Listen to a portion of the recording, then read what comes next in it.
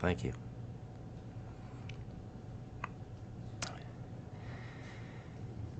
You spoke the other day about holding anger and emotions like that in a tender way. Could you speak a little bit more about that? Holding anger like a mother holding the baby, because loving kindness is us, but anger is also us. Also us. So one part of us taking good care of another part. Anger is a kind of energy that comes from ourselves, and loving kindness or mindfulness is also another kind of energy. And that is why we should know that every time the energy of anger is there, we should invite the energy of mindfulness to be there in order to take care of anger. And the vehicle to do that could be just 3 breaths. Yeah, mindful breathing.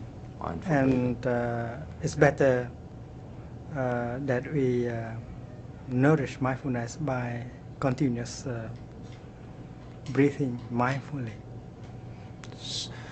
If you are continuously breathing mindfully, then you wouldn't experience that other energy as solid, like anger.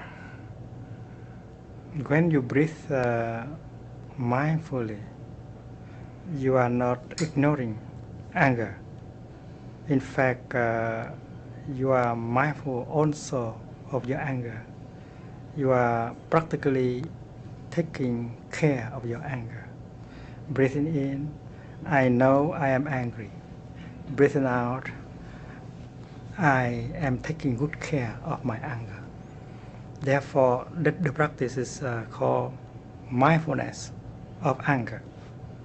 Mindfulness of breathing, and breathing in order to be aware of your anger and to embrace your anger with the energy of mindfulness. And if we continue like that for some time, there will be a transformation in the heart of the anger. It's like the sunshine with the flower. In the morning, the flowers are not open yet, but the sunshine continue to visit, to shine upon the flower. And the sunshine is not only circulating around the flower, it is penetrating deeply into the flowers. And then if the sunshine continue like that for a few hours, and then the flower has to open herself to the sunshine. Our anger is a kind of flower that needs the care of the sunshine, namely mindfulness.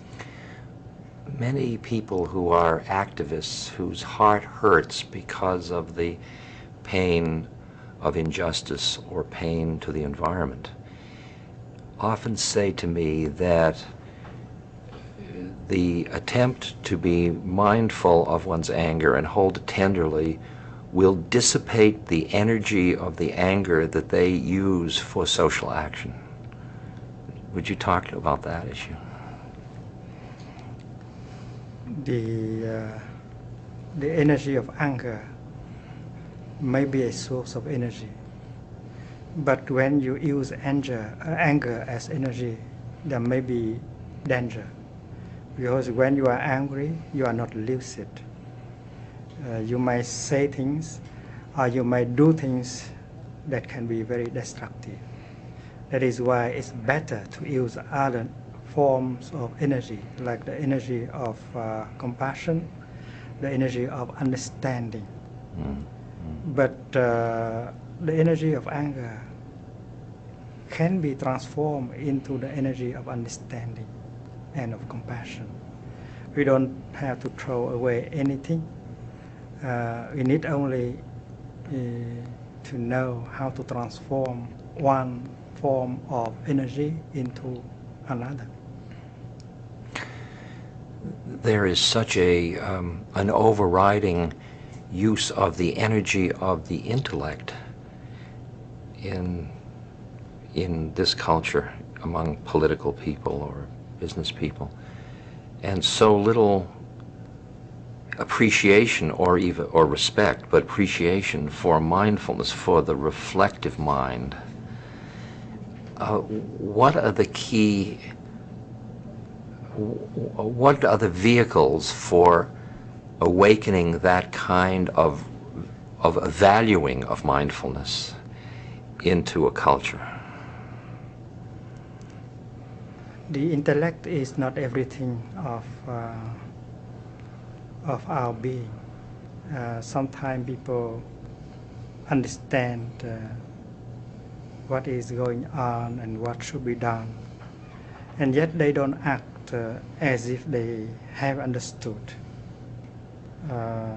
Therefore, we have to practice so that that kind of understanding become a reality and not just a few notions in our mind. For instance, the reality of impermanence. It's easy to get people to agree that things are impermanent. They may understand it completely, but they act as if things are permanent.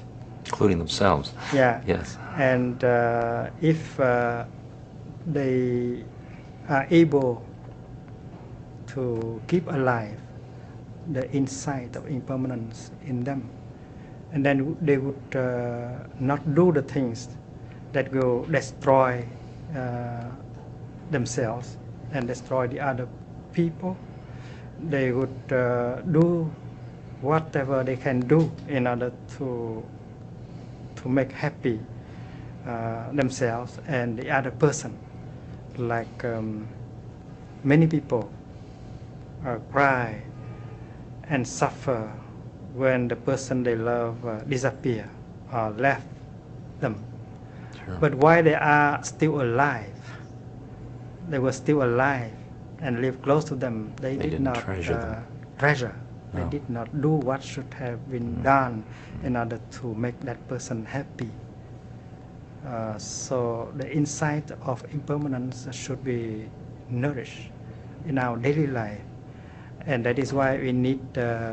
We do not need impermanence as a notion, but as a samadhi, a concentration. You live your daily life in such a way that the insight of impermanence is there, always with you. That's partly because of being in the present moment. Yes. In which each thing then, it's a new moment, and a new moment, and a new moment. Yes. Yeah. When you are mindful, you touch deeply which is there and who is there, because mindfulness is the capacity of being there in the present moment. And once you are there, you live deeply that moment of your life, and then you can see deeply into the heart of the reality of what is there, including the nature of impermanence, the nature of interbeing, the nature of non-self. That's interesting about anatta, because about non-self, that feels to me to be a very rarefied experience, for that gets at the mystic end of the continuum. I mean, interbeing still allows for entities, for it doesn't require the surrender of separateness. And I'm wondering whether you gear the way in which you communicate. I mean, anicca is much easier to communicate than anatta, it seems to me.